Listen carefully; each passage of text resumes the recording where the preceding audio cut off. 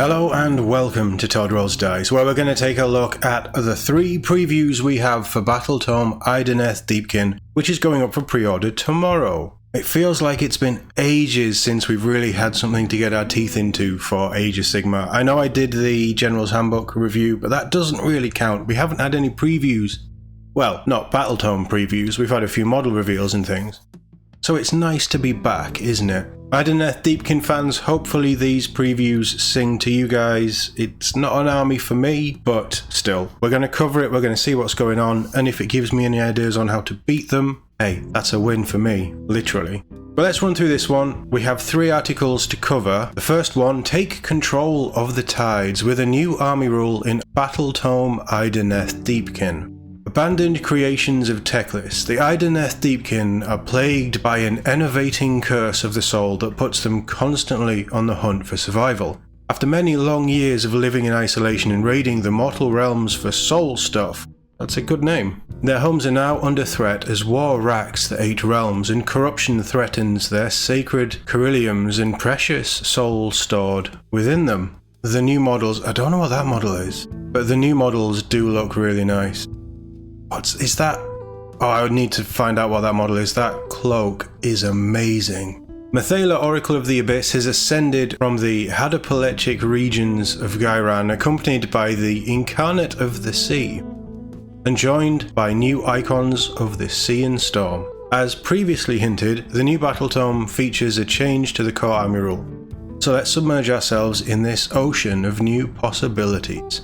The old Tides of Death ability has now been replaced by 2 separate tracks that represent the 2 faces of the Idoneth, the Tides of the Sea and Tides of the Storm. You may use one tidal ability once per battle round, and your first choice is either the Concealing Tide from the former, which makes your units harder to hit unless they're charged that turn, or Unpredictable Tide from the latter, which lets you redeploy one unit near a battlefield edge. So we'll run through these rules.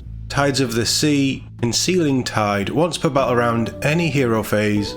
Declare you can only use this ability if you did not use it in the previous battle round and you have not used any other tidal abilities this battle round.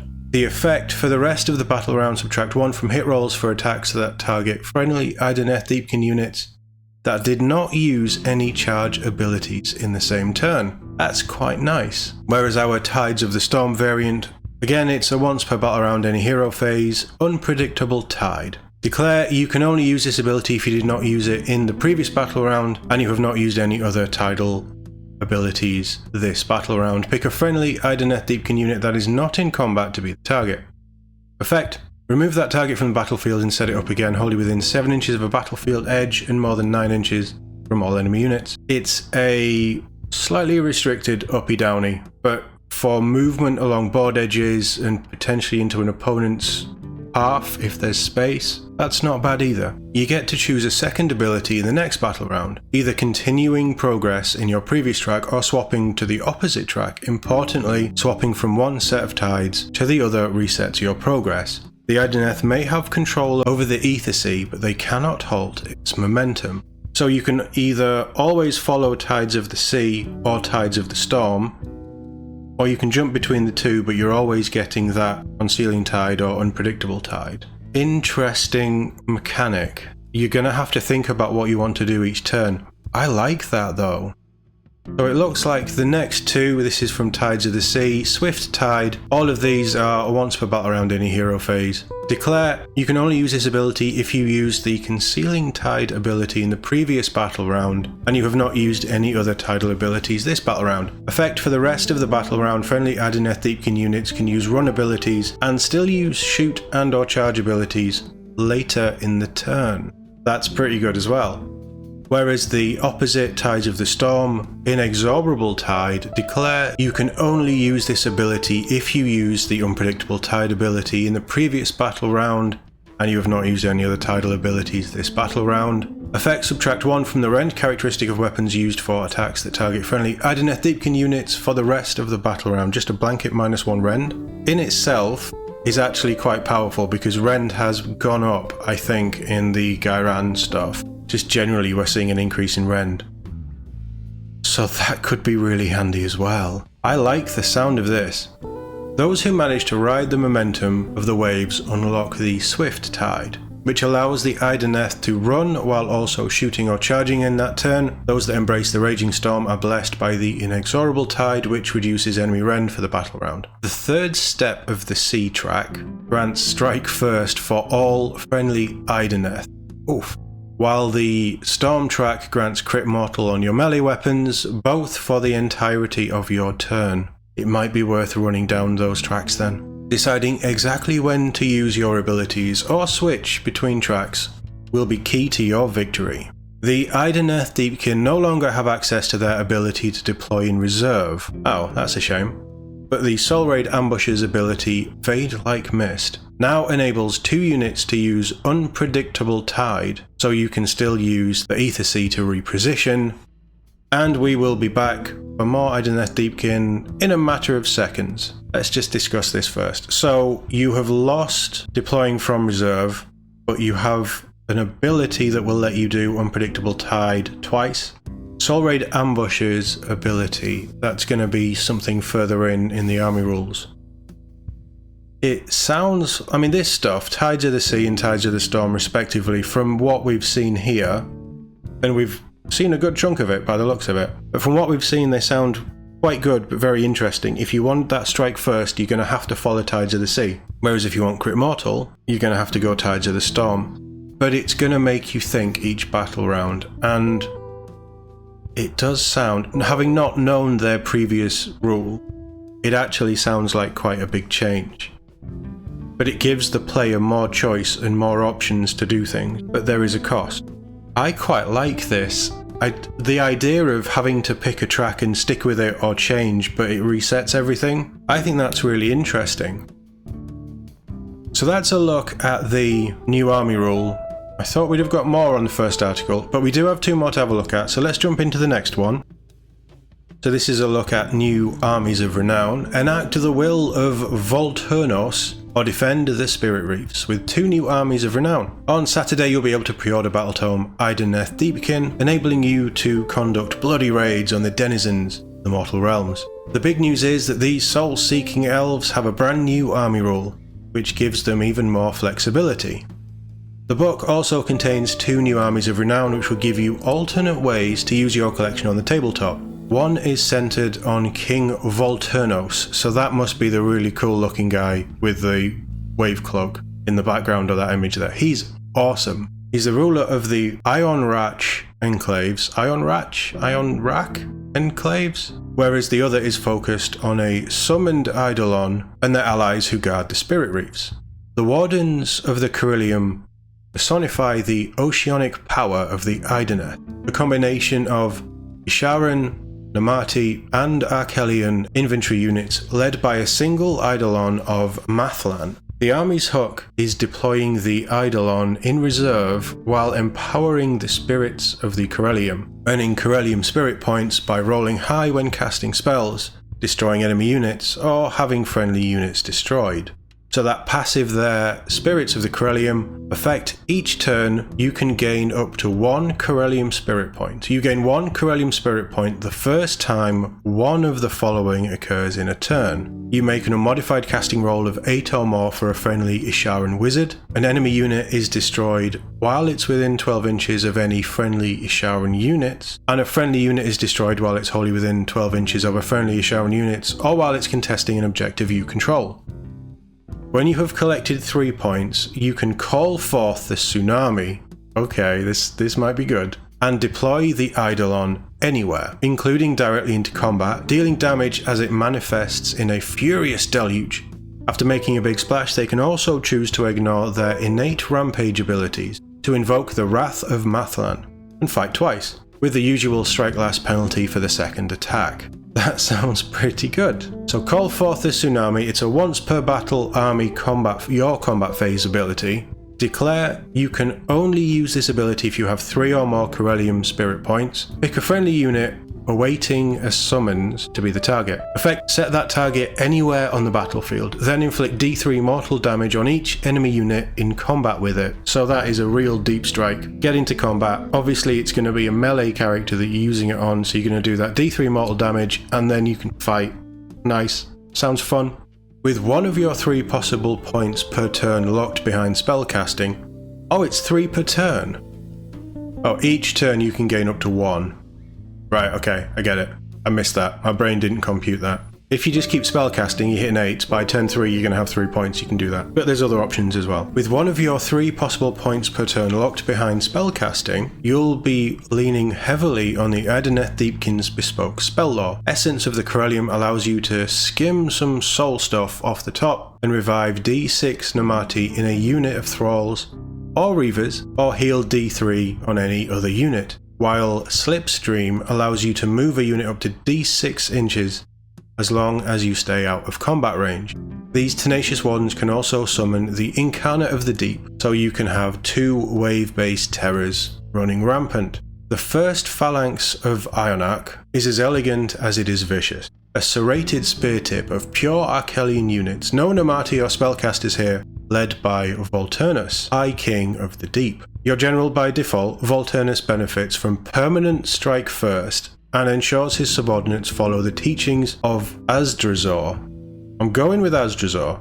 Just what are these mysterious learnings? He won't say exactly, but in each of your hero phases, you earn D3 Azdrazor points that can be spent on one of 3 abilities. The Shield of Ulchis lets a 1st phalanx unit retreat without taking damage, while still being able to shoot and charge later. That's pretty good. Pairing well with the Spear of Aspharin, which adds 1 to charge rolls. The Sword of Gwynar grants a unit strike first, enabling your royal bodyguard to keep up with Volantis' lightning-fast assaults. So we'll have a look at a couple of the abilities. First one, the Shield of Ulchis. It's a movement phase ability. Declare you must spend 1 Azdrazor point each time a friendly 1st phalanx unit uses this ability.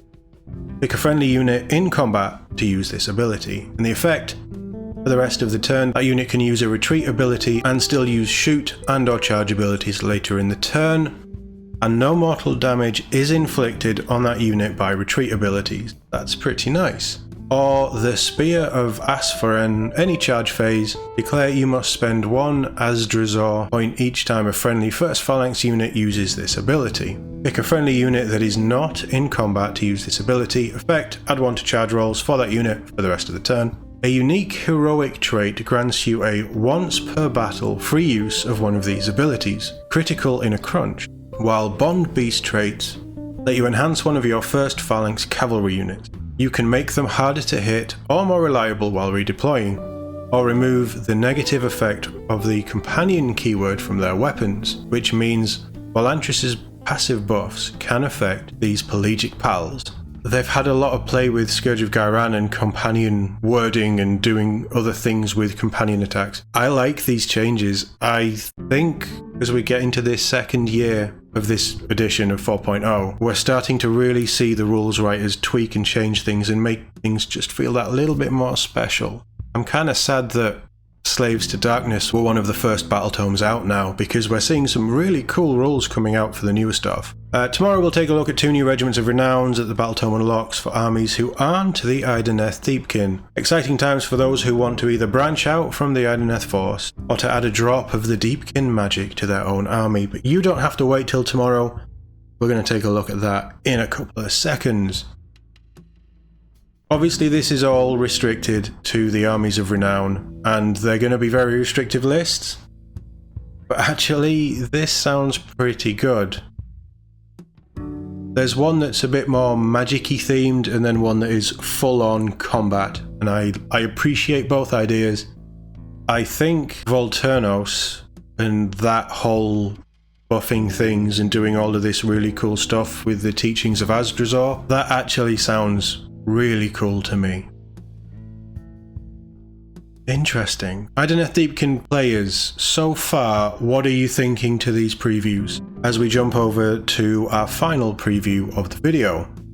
And for this one, you can enlist a pair of giant sharks or an Amati raiding party with 2 new Regiments of Renown. With the Idoneth Deepkin riding the wave into pre-order territory tomorrow, on Saturday, we've primed you for their arrival with coverage of their new army rule and the 2 Armies of Renown in the Battletome. But what about those of you who want to bring your Idoneth Deepkin into battle with your other armies? 2 new regiments of renown ensure you can dip your toe into the foreboding ocean where the Sithai lurk. And wouldn't you know it, they're even willing to share a battlefield with the Lumineth Realm Lords, a big deal if you know their fractious history. Now someone explained how, in the comments, I can't remember who it was, I apologise, but somebody explained that when they summon this stuff and they're on land, their magic also lets all of the pets and things be able to breathe as if they're underwater. They kind of make sense to me now. Like that, I didn't know anything about this faction, but you guys in the comments, you keep educating me and it's great, it's really opening this stuff up. So whoever commented it, I'm sorry I can't remember, but thank you for commenting. And having known that, it makes me actually see the models in a very different way. I was quite critical of certainly the pets and the water effects and things, but now I know that that is a lore thing, it all makes sense, and these look kind of cool. I do love that ancient Greek, the Greco vibe that these guys have. I just love anything like that. I think ancient Greece is my favourite time period. And this is ancient Greece under sea, it's more Atlantis, but hey, you know, it's elves, it's sea elves, it's Greco-style sea elves. Obviously some people enjoy it, and more power to you. This is the great thing about AOS, there's so many different types and styles of factions for everybody out there if you really want to dig in. Anyway, back to the article. No matter how cool your army of striding tree lords, soaring Endrin-powered Duradin, or ferocious Seraphon is, it can always be cooler with the addition of 2 sharks. You will certainly not regret fielding a pair of Archelion Alapexes, also known as a bloodthirsty shiver, as these fast and deadly creatures can chase down the toughest of foes. So, bloodthirsty shiver, this is a hero phase ability, Hunt of the Bloodthirsty Shiver. Effect: if both units in this Regiment of Renown are within each other's combat range, pick one of the following effects to apply until the start of your next turn, so you want to keep them as a pair. Evasive Approach: while both units in this Regiment of Renown are within each other's combat range, subtract 1 from hit rolls for attacks that target them. Or Ferocious Attack: while they're within each other's combat range, their Alapex's ferocious bites have crit 2 hits. Interesting choices.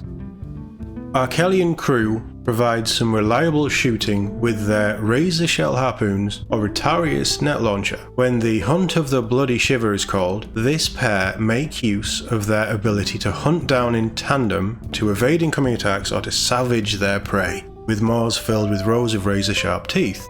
Despite their relatively isolationist nature, it's not uncommon for the Idoneth to lend their allies a hand in times of need, though this task usually falls to a Namati Shore Raid.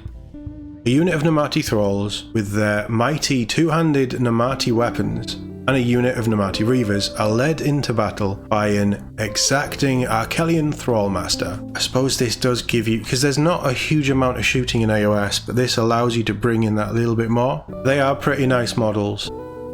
AOS has some stunning models, not quite Necromunda level. I just love an archer model. Just seeing anything with a bow is cool. Namati Shore Raid, Hero Phase Ability. Launch the attack. Declare, pick a unit in this Regiment of Renown that is in the Ether Sea. Effect, set up each unit on the battlefield wholly within 7 inches of the board edge, more than 9 inches from all enemy units, and within the combat range of another unit in this Regiment of Renown. Then, each unit can immediately move d3 inches. This unit cannot move into combat during any part of that move. So it's like a deep strike and then a quick dash. It's pretty nice for moving things up the board or moving to objectives and stuff. You're obviously meant to keep them as a raiding party together though. The whole regiment deploys in reserve at the start of the battle, biding their time and watching the flow of combat. When the time is right, the Thrallmaster will launch the attack, and all 3 units deploy into battle, before immediately moving d3 inches, helping you close the distance to charge with your Thralls in Thrallmaster, the latter giving the former a chance to fight twice. Both of these regiments can be taken by any order faction that isn't Idoneth Deepkin, including the aforementioned Lumineth Realm Lords, surprising to us given the fraught history between Teclis and his creations. But in the hour of ruin, the Cathai cannot afford to stand on principle. Whether you're fielding a full force of Idoneth Deepkin or just using them to reinforce your existing army, before inevitably getting swept into a full collection. You will be able to pre-order Idoneth Deepkin Battletome tomorrow. All of this sounds good. We're not actually getting much though, are we? I quite like the idea of two sharks working in tandem. I really like the idea of a raiding party as well. Both of them are pretty cool. And the rules, like that, just being able to launch the attack and drop things in from reserves is always quite nice. And it gives you a little bit of maneuverability for where you want to deploy them and when you want to deploy them, so that's really good. Whereas these are just two fast, threatening, bigger units that while they're together can buff each other a little bit. Yeah, interesting stuff. I think my favourite part of these three articles has been the army rule, because the army rule sounds like you're really going to have to think about what you're doing, but overall I'm really liking where Age of Sigmar is going at the minute. The General's Handbook is a little bit lackluster. It's fine, there's no real issues with it, but I think it's not really reinventing itself as much as I genuinely thought that they might after seeing the 40k stuff that they did and the mission deck that really changes how some games will play. But that said, that's not necessarily a bad thing, because AOS, for me anyway, has been the more fun game. I'm interested to see what this will do for the Idoneth Deepkin. Idoneth Deepkin players, let me know your thoughts in the comments below. As always, thank you very much for watching, and I'll see you all in the next one.